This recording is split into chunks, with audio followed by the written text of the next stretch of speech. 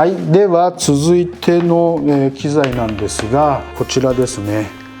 キヤノンの TSE17mm の F4L というね、レンズになります。TSE ってちょっと聞き慣れないレンズかと思いますが、ティルトシフトっていう意味なんですよね。これがね、チルトとシフトをする、レンズとして非常に特殊なんですが、これこそまさにですね、建築写真にとっては一番欠かせないと言われているね、特殊なレンズです。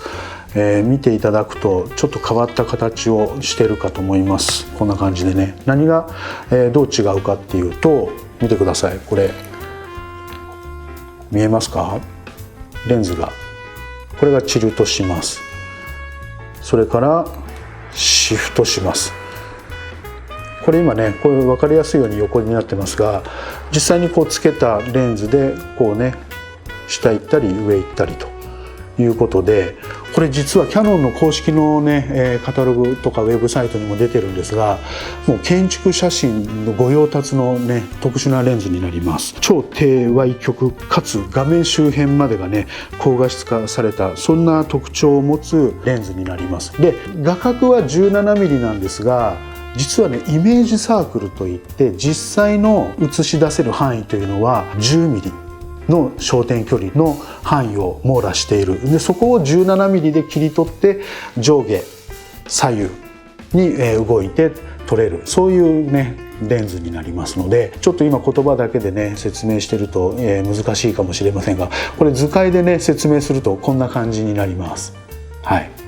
そうです。これね、イメージサークル 10mm というねイメージサークルの中で 17mm という画角の映像が切り取られているということですね。はい。でこちらはですね、どんな仕様になっているかっていうと、画角はこれね104度の画角まで撮れます。レンズ構成は12群18枚入ってます。で、絞り羽枚数は8枚なんですが、これね、オートフォーカスではありません。マニュアルレンズです。ですから、このマニュアルのね、ここでフォーカスを合わせますので、実際にオートフォーカスでは撮影はできない仕様になってますので、これはね、十分ね、買われる方気をつけてください。オートフォーカスだと思ったら、オートフォーカス効かないレンズですので、自分でマニュアルで調整するしかないという、そういうレンズになります。最短撮影距離は25センチということですので、結構ねこれも近く寄って撮れるんじゃないかなと思います。あとはですね、フィルターはもう残念ながら取り付け不可能です。見てください、これこんだけ出っ張ってます。で実は一般的なフィルターはつきませんが、あるね特殊なこういうアダプターをかまして、その前にねフィルターをかませるなんていうね、そういった仕様もありますので、またいずれそういったものもねご紹介できればなとは思いますが、一般的にはこういうねもうフィルターは直接はつけられないというね、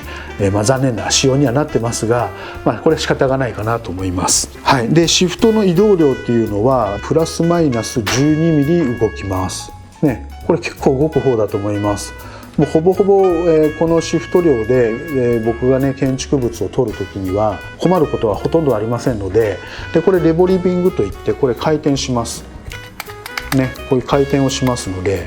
この回転をすると縦横ね、それぞれシフトするという流れになります。あとは重さですね。重さは 820g あります。1 kg は超えないんですけれども、それでも 820g ねありますので、もう今の最近のミラーレスのね本体のカメラなんかよりはちょっと重たくなりますので、バランス的にはちょっと前のめりになってしまうので、ミラーレスのカメラでつける時でもバッテリーグリップなんかをつけてしっかり安定させて持った方がいいかなというふうに思います。そんなレンズです。今 α9 に取り付けているところなんですが、こいつで実際にねどのようにしてシフトするかっていうのを見ていただきたいなと思いますが、これダイヤルを回すとこうやって動きますよね。でこれで水平垂直を保ちながら上下にこう動くという。でさらにこれで左右にもできたりということは、こう縦取りにすれば縦構図の